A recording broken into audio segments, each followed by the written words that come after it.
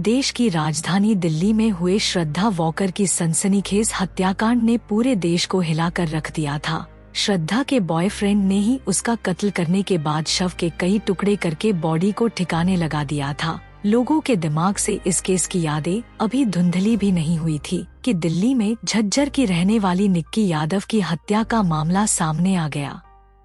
ठीक वैसे ही ये कहानी का राज 2023 फरवरी 14 को खुलती है और एक बार फिर से एक कत्ल और लाश छुपाया गया था फ्रिज में। नमस्कार दोस्तों, चैनल पे नए हो तो सब्सक्राइब जरूर कर देना। अब कहानी सुनते हैं। ये प्रेम कहानी है निक्की यादव और साहिल गहलोत की, जिसका अंत मौत से लिखी थी। निक्की यादव हरियाणा के झज्जर की रहने वाली थी। उसके पिता सुनील यादव गुरुग्राम में मोटर रिपेयर का बिजनेस चलाते थे। निक्की अपने घर में बड़ी बेटी थी। उसके और 2 भाई बहन थे। निक्की की पढ़ाई लिखाई शुरुआती तौर पर झज्जर में हुई थी, पर बाद में आगे की पढ़ाई करने के लिए वो दिल्ली आ गई थी। 2018 में दिल्ली से ही निक्की मेडिकल एंट्रेंस की तैयारी कर रही थी, इसीलिए उसने उत्तम नगर के एक अच्छी कोचिंग में अपना एडमिशन करवाया था। पहली बार निक्की यादव और साहिल गहलोत की मुलाकात कोचिंग क्लास जाने के दौरान हुई थी। साहिल स्टाफ सिलेक्शन कमीशन की तैयारी कर रहा था। दोनों उत्तम नगर में अलग अलग कोचिंग क्लास अटेंड करने एक ही बस से जाते थे।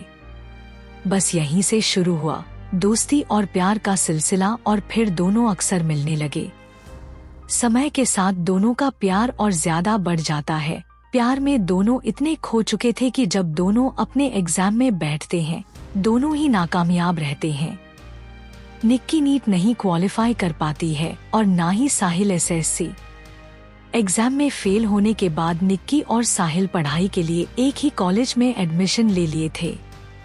ग्रेटर नोएडा के गलगोटिया कॉलेज में पढ़ाई के बाद दोनों एक साथ किराए के मकान में लिव इन रहना शुरू कर दिया था। कई हिल स्टेशन भी साथ घूमने गए। कोविड के दौरान कुछ समय के लिए अलग हुए थे। कोरोना महामारी की वजह से लॉकडाउन ने दोनों को घर वापस लौटने पर मजबूर कर दिया था, लेकिन दोनों के प्यार में कोई कमी नहीं आई, बल्कि वो और ज्यादा बढ़ गया। हर रिश्ते की तरह इनके रिश्ते में भी उतार चढ़ाव आते रहते थे, मगर फिर भी दोनों अपने रिश्ते को अच्छे से निभा रहे थे। निक्की बेइंतहा साहिल को चाहती थी, पर साहिल का क्या वो भी उतना ही चाहता था। समय जैसे बीत रहा था, रिश्ते में कड़वाहट भी आने लगी थी। ये कड़वाहट इतना भयंकर रूप ले लेगा ये निक्की को भी पता नहीं था। दरअसल निक्की के पिता सुनील दत्त के मुताबिक निक्की हर रोज कम से कम एक बार अपनी मां से फोन पर जरूर बात करती थी। ये उसका रूटीन था। आखिरी बार निक्की 3 हफ्ते पहले घर आई थी। उसके बाद से वो अपनी छोटी बहन के साथ बिंदापुर में रह रही थी। लेकिन जब 9 और 10 फरवरी को निक्की का फोन नहीं आया तो उन्हें अजीब लगा। 11 फरवरी 2023 को उन्होंने अपनी छोटी बेटी यानी निक्की की बहन, जो उसी के साथ रह रही थी, उससे पूछा। निक्की की बहन ने कहा कि वो यहाँ भी नहीं है।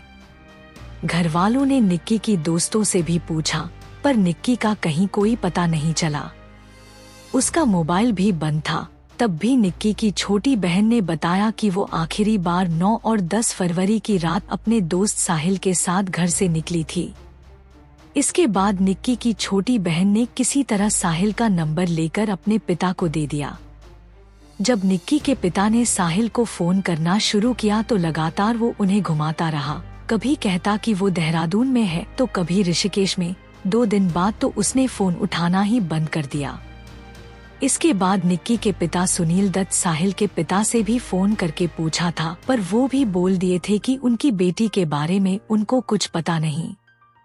फिर निक्की के पापा अपने तरफ से अपनी बेटी को ढूंढने की कोशिश करते हैं।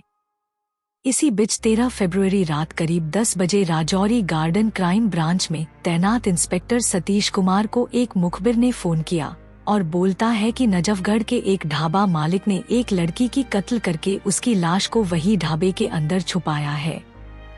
पुलिस का ये मुखबिर एक भरोसेमंद मुखबिर था, लिहाजा क्राइम ब्रांच के मुलाजिम ने ये खबर फौरन अपने अफसरों को दी। इसी के बाद पुलिस हरकत में आई और पुलिस की एक टीम साहिल के घर पहुंची, मगर साहिल घर पर नहीं था। कुछ देर बाद उसकी लोकेशन पता चली और 14 फरवरी की सुबह करीब 9 बजे पुलिस ने साहिल को हिरासत में ले लिया। इसके बाद जब उससे सख्ती से पूछताछ की तो उसने सारा सच उगल दिया। इसी के बाद वो पुलिस को लेकर ढाबे पहुंचा। पुलिस ने साहिल की मौजूदगी में ही ढाबे के अंदर मौजूद नीले रंग के 165 लीटर के फ्रिज का दरवाजा खोला और जो देखा सबके कदम पीछे हो गए। जी हाँ, निक्की यादव की लाश उनके सामने थी। इसके बाद ये खबर मीडिया में आग की तरह फैल गई। मीडिया में ये चर्चा हुई कि लिव इन में रहने वाले एक लड़के ने अपनी गर्लफ्रेंड को मार के फ्रिज में छुपा दिया। पर पुलिस के जांच में जो सामने आती है वो कुछ और ही था, जो सबको चौंका देती है। दरअसल मीडिया अब तक जिसे आरोपी साहिल गहलोत की गर्लफ्रेंड समझती थी, वो गर्लफ्रेंड नहीं बल्कि पत्नी थी। उन दोनों ने साल 2020 अक्टूबर 1 में गुपचुप तरीके से ग्रेटर नोएडा के आर्यसमाज मंदिर में पूरे रीति रिवाज के साथ शादी कर ली थी। इसकी पुष्टि तब हुई जब पुलिस निक्की के कमरे की छानबीन कर रही थी। वहां से उन दोनों की शादी की फोटो और सर्टिफिकेट बरामद हुई थी। मंदिर की रिकॉर्ड बुक से दोनों की शादी की पुष्टि हो जाती है। दोनों अपने मर्जी से शादी किए थे, पर दोनों ने अपने अपने परिवार से ये बात छुपाई थी। जैसे ही समय बीतता जा रहा था, साहिल के परिवार वाले साहिल के ऊपर शादी का दबाव डालना शुरू कर दिए थे, मगर साहिल मना करता रहता है। परिवार वाले जब बहुत ज्यादा दबाव डालते हैं तो वो परिवार के सामने अपने शादी का खुलासा करता है। वो कहता है कि वो ऑलरेडी 2020 में निक्की नाम के एक लड़की से शादी कर चुका है। इसके बाद परिवार वाले कहते हैं कि तुम जितनी जल्दी वो लड़की से पीछा छुड़ाओ और हमारी पसंद की लड़की से शादी कर लो। अब धीरे धीरे साहिल भी परिवार वालों के बातों में सहमति जताना शुरू कर देता है और परिवार वालों से मिलकर निक्की को रास्ते से हटाने की साजिश करता है। 9 फरवरी को सगाई के दिन साहिल और निक्की की एक कॉमन फ्रेंड ने सगाई की तस्वीर निक्की को व्हाट्सएप पर भेज दी। सच्चाई पता चलते ही निक्की भड़क उठी। उसने फौरन साहिल को फोन किया। साहिल सगाई में बिजी था, उसने फोन नहीं उठाया। इस पर निक्की ने उसे मैसेज भेजा। मैसेज में धमकी दी कि वो अगले दिन यानी 10 फरवरी को शादी के मंडप में पहुंचकर सबको सच बता देगी। मैसेज पढ़ते ही साहिल घबरा उठा। उसने निक्की को फोन किया और रात को मिलकर सब कुछ ठीक कर देने का वादा किया। साहिल और निक्की की शादी और निक्की की शादी के मंडप में पहुंचने की धमकी की खबर साहिल के पिता वीरेंद्र सिंह को भी भनक लग चुकी थी। बिरादरी में बदनामी के डर से वीरेंद्र सिंह ने ही साहिल के दोनों कजिन और दोस्तों को सब कुछ ठीक करने को कहा। ये भी इशारा कर दिया कि वो सके तो निक्की को निपटा दो। ठीक शादी वाले दिन निक्की का कत्ल कर साहिल फंसना नहीं चाहता था, पर उसे पता था कि निक्की शादी के मंडप में पहुंचकर हंगामा जरूर करेगी। लिहाजा उसने तय किया कि वो निक्की को अपनी हुंडई वर्ना कार से धक्का दे देगा ताकि किसी गाड़ी के नीचे आकर उसकी मौत हो जाए और मामला रोड एक्सीडेंट का लगे। अब वादे के मुताबिक ही वो रात करीब 1:30 बजे बिंदापुर निक्की के घर पहुंचा। वहां वो साजिश के चलते निक्की के साथ गोवा जाने का प्लान बनाता है। प्लान फाइनल होने के बाद दोनों सुबह सुबह 7 बजे 2 बैग पैक करते हैं और निजामुद्दीन स्टेशन पर गोवा के ट्रेन पकड़ने पहुंच जाते हैं। वहां वो लोग काफी देर रुकते हैं, पर साहिल का ट्रेन कंफर्म न होने की वजह से वो लोग लौट आते हैं और हिमाचल का प्लान बनाते हैं। कुछ समय बाद हिमाचल का प्लान भी दोनों का कैंसिल हो जाता है। फिर वहां से साहिल सुबह 8:57 पर निगमबोध घाट की मेन गेट से अंदर पहुंचा। अंदर जाने के बाद उसने बाईं तरफ की पार्किंग में अपनी हुंडई वर्ना कार पार्क कर दी। निक्की यादव ड्राइवर के बराबर वाली सीट पर बैठी थी। कार के चारों शीशे टिंटेड ब्लैक थे, यानी कार के अंदर की चीजें बाहर से नहीं देखी जा सकती थी। इसी पार्किंग के अंदर साहिल और निक्की का फिर से झगड़ा हुआ। इसके बाद इसी पार्किंग में साहिल ने डेटा केबल से निक्की का गला दबा दिया। निक्की की मौत के बाद करीब 9:30 बजे कार निगमबोध घाट से बाहर निकल गई, यानी साहिल निगमबोध घाट के अंदर करीब 33 मिनट तक रहा। अब बात निगमबोध घाट की, जो दिल्ली का सबसे बड़ा श्मशान है। औसतन हर रोज वहाँ 70 से 80 अंतिम संस्कार होते हैं। जाहिर है हर एक अंतिम संस्कार के लिए दर्जनों लोग वहाँ जाते हैं। निगमबोध घाट में कार पार्किंग है। अंतिम संस्कार में शामिल होने के लिए बहुत सी महिलाएं भी निगमबोध घाट आती हैं, लेकिन वो चिता तक जाने की बजाय पार्किंग में अपनी गाड़ियों में इंतजार करती रहती हैं। जाहिर है वो एक श्मशान है, तो वहाँ मुर्दे ही लाए जाएंगे। एक लाश को एक कार की अगली सीट पर सीट बेल्ट से बांधकर साहिल 44 किलोमीटर का सफर तय करता है। इसके बाद वो ढाबे पर अपनी कार छोड़ देता है, जिसकी डिक्की में लाश थी। इसके बाद वो अपने घर चला जाता है। घर पहुंचने के बाद साहिल कपड़े बदलता है, फिर शादी से पहले की तमाम रस्मों में हिस्सा लेता है। बारात निकलने का वक्त करीब आ गया था। साहिल की बारात मित्राओं गांव से मंडोथी गांव जानी थी। बारात धूमधाम से निकली और रात करीब 9 बजे अपनी मंजिल पर जा पहुंची। तमाम दोस्त, रिश्तेदार, पड़ोसी शादी में शामिल थे। शादी हो जाने के बाद रात करीब 1 बजे साहिल की बारात नई नवेली दुल्हन को लेकर मित्राओं गांव वापस लौटी। बारात से लौटकर घरवालों के साथ साथ सभी मेहमान थक चुके थे। साहिल उनके सोने का इंतजार करता है। इसके बाद करीब 3:30 बजे जब सब सो गए तो वो चुपचाप अपनी टाटा नेक्सॉन कार में बैठकर घर से 700 मीटर की दूरी पर मौजूद अपने उसी ढाबे पर पहुंचा, जहां दूसरी कार में उसने निक्की की लाश छुपा रखी थी। रात के अंधेरे में उसने वहां खड़ी अपनी वर्ना कार की डिक्की से निक्की की लाश निकाली और उसे ढाबे के अंदर एक कमरे में ले गया। कमरे में नीले रंग का एक फ्रिज रखा था। साहिल ने उस फ्रिज की सारी ट्रे बाहर निकाली और उसमें निक्की की लाश ठूंस दी। इसके बाद उसने फ्रिज का दरवाजे वाला हिस्सा दीवार की तरफ घुमा दिया, ताकि दरवाजा खुल भी जाए तो लाश बाहर ना निकले।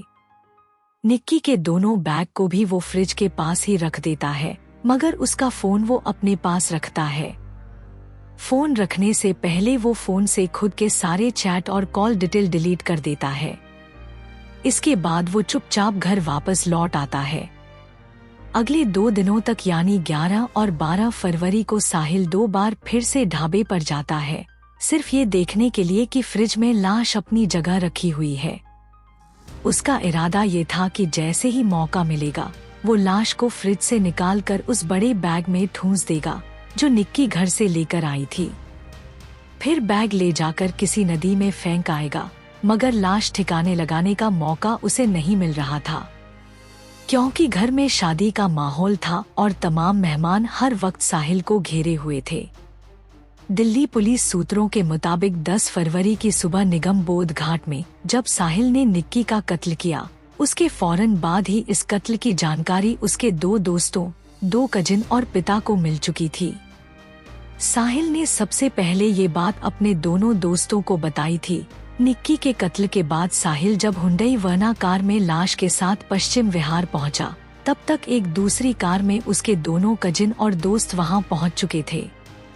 इसके बाद दोनों कार एक साथ मित्राओं गांव साहिल के ढाबे पर पहुंची। इस दौरान साहिल के पिता लगातार घर पर थे। दरअसल उसी दिन शादी थी, घर पर तमाम मेहमान थे। शादी की रस्मों के लिए दूल्हे का घर पर होना जरूरी था, इसीलिए साहिल के पिता जानबूझकर घर पर रहे ताकि मेहमानों को शक ना हो। दिल्ली पुलिस सूत्रों के मुताबिक निक्की की लाश को ढाबे में रखने का सुझाव साहिल के पिता ने ही दिया था।